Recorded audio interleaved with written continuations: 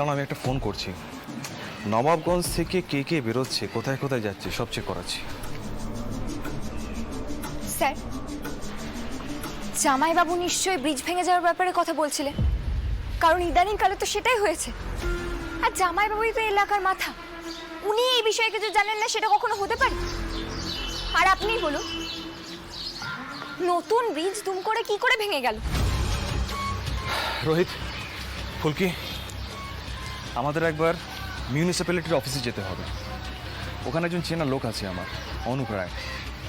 একবার গিয়ে দেখি না এই ফ্লাইওভারটা তৈরি করার কন্ট্রাক্ট কাকে ইস্যু করা হয়েছিল সেটা যদি জানা যায়। বেশ, চলো। যদি কোনো নাম বের হয় তাহলে যাই তার কাছে, চেপে ধরি তাকে। ইনফ্যাক্ট যদি একটার বেশি নামও পাওয়া যায় তাহলেও সব জায়গাতেই যাবো। চলো চলো। জয় মা কালী, জয় মা কালী। এবার আপনার মুখোশ খুলবে এই ফুলকি দাস। জামাইবাবু, সাবধান হন। কারণ অনুপবাবুর জন্য একটু অপেক্ষা করতেই হবে। হ্যাঁ, চা খাওয়া যেতেই পারে। চুপচাপ দাঁড়িয়ে অপেক্ষা করলে ব্যাপারটা সন্দেহজনক লাগবে। স্যার, আপনার কি মনে হয় জামাইবাবুর লোকজন চারিদিকে নজর রাখছে? সাবধানের তো মান নেই ফুলকি। তাছাড়া এইসব বিষয়ে রুদ্র তোমার থেকে বুদ্ধি এবং অভিজ্ঞতা দুটোই বেশি। এই ব্যাপারটা অনেকটা বক্সিং এর মতোই, সবসময় অ্যালার্ট থাকতে হয়, অ্যান্টিসিপেট করতে হয় পরবর্তী মুভটা কি হতে পারে। রাইট? ঠিক বলেছেন স্যার।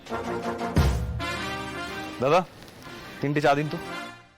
স্যার, আপনি এত ভালো স্যার না যে। কি করছোটা কি ফুলকি? Stop it. রাস্তা এটা, পাবলিক প্লেস, মাথায় রাখো। তোমার এই অতি উচ্ছ্বাসটাই না আমার ভয় লাগে। আসুন, নিয়ে আসুন।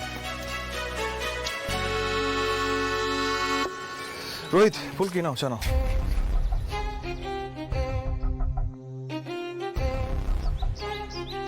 এই অনুপবাবু যদি মেন কন্ট্রাক্টরের নামটা জোগাড় করে দিতে পারেন তাহলে ইনভেস্টিগেট করতে খুব সুবিধে হবে।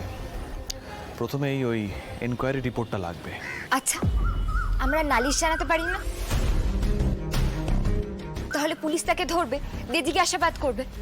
অন্য অন্য সময়ও তো আমি তাই হতেই দেখেছি। স্যারের বেলায় স্যারকে ধরে নিয়ে গেল, তারপর জিজ্ঞাসাবাদ করলো। মায়ের বেলা তো তাই হয়েছিল, এই বেলা তো নিশ্চয়ই তাই হবে। বুঝলে রোহিত, আমার চাকরিটার বেশি দিন থাকবে না, কারণ তোমার বই মনে হচ্ছে আমার চেয়ারটা নিয়ে নেবে।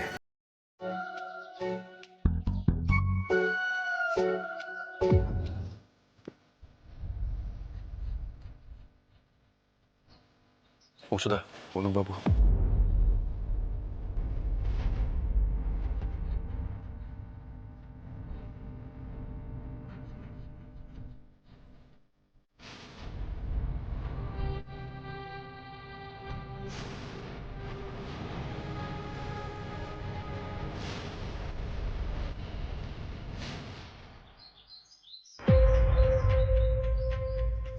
একটা লাল চা দাও, চিনি ছাড়া। রাখলাম এগুলো। হ্যাঁ,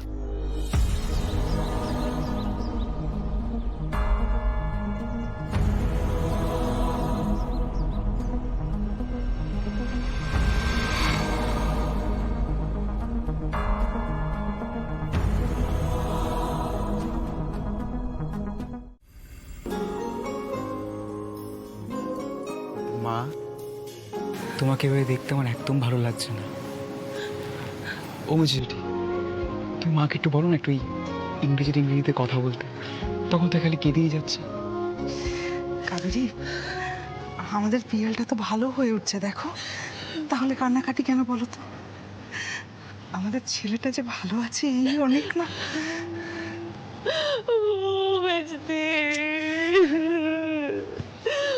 God অনেক রক্ষা ডুইং গো, God অনেক রক্ষা ডুইং। নাহলে তো আমি একদম হোপ লস করে ফেলেছিলাম মাই সন।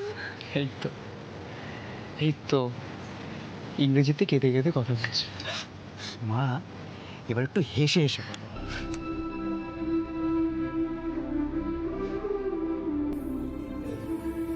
এই তো আমাদের পিয়াল বাবু উঠে বসেছে। শানু রে, বড় ফাঁড়া কাটলো। হ্যাঁ, বড় ফাঁড়া কাটলো। ঈশ্বর জানেন একটা নতুন তৈরি উড়ালপুল এইভাবে ভেঙে পড়লো কি করে? যাকগে। হ্যাঁ রে, কেমন আছিস বাবা এখন? একদম ফিট জেঠুমনি, আর কিছুদিনের মধ্যে একেবারে দৌড়তে পারবো। একদম না, ডাক্তার বলেছেন এখন বেশ কিছুদিন তোমাকে নড়াচড়া না করতে।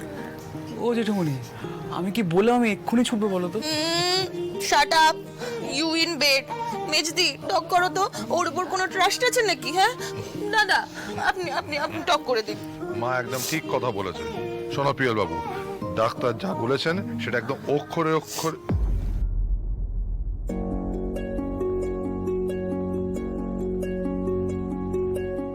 বদ্দি গো,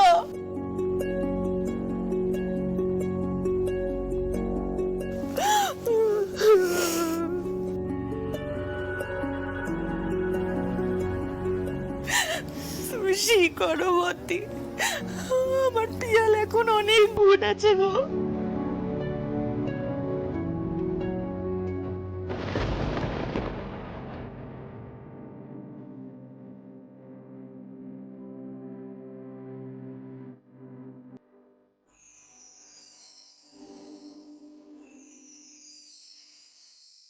কেমন আছিস তুই বাবা?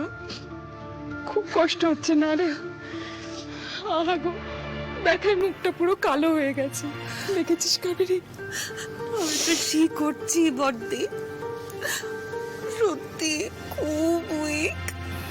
জেঠিমনি, আমার তেমন কিচ্ছু হয়নি। আসলে চোখের সামনে এরকম ওই উড়ালপুলটা ভেঙে পড়তে দেখলাম তো।